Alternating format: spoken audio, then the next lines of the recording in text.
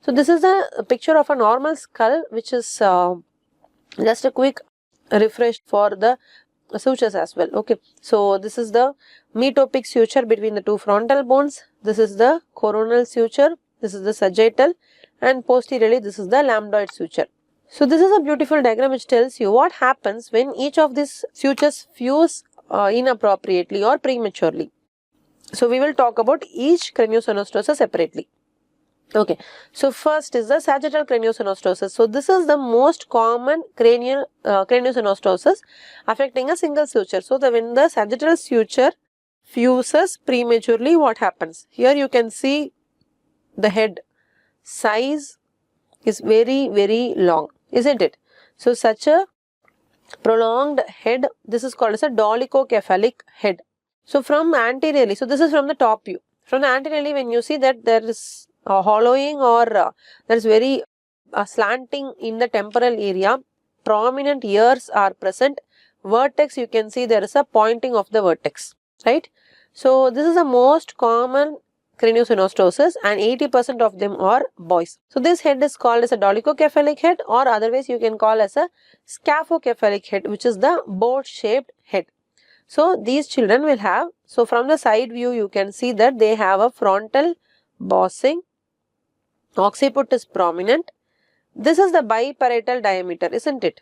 So between the two parietal prominences, in fact there is no parietal prominence as such. So this is the biparietal diameter. So BPD is one diameter which is assessed in utero. So this can be diagnosed in utero as well. Next is the anterior fontanelle. It is very small or sometimes absent, that is closed prematurely. Because of this long head, that is dolichocephalic head, this results in cephalopelvic disproportion in these children, and OFC is usually normal. Coming to the coronal craniosynostosis, this is premature fusion of which suture? Coronal suture, yes. And coronal suture, of course, if this one is more common in girls, in contrary to the sagittal craniosynostosis, which was more common in boys. Coronal craniosynostosis, always remember, it is associated with two syndromes very commonly, Apert syndrome and Cruzen syndrome. I will show you pictures of these two syndromes.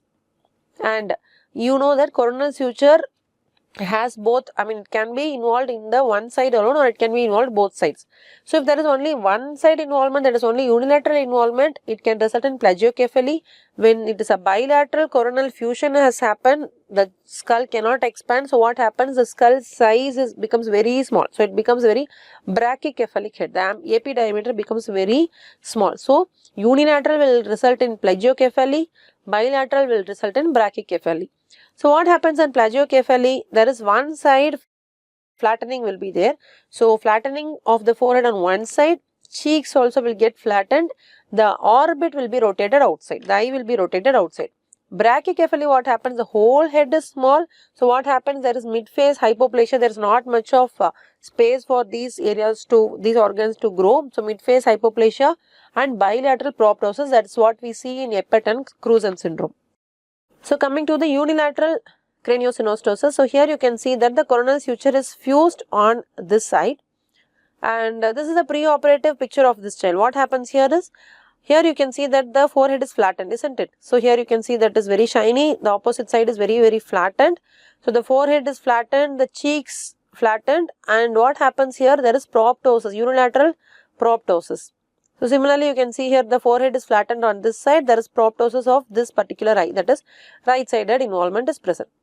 Similarly, post-operatively they have corrected, isn't it? So this is unilateral coronal craniosynostosis, which is called plagiocephaly.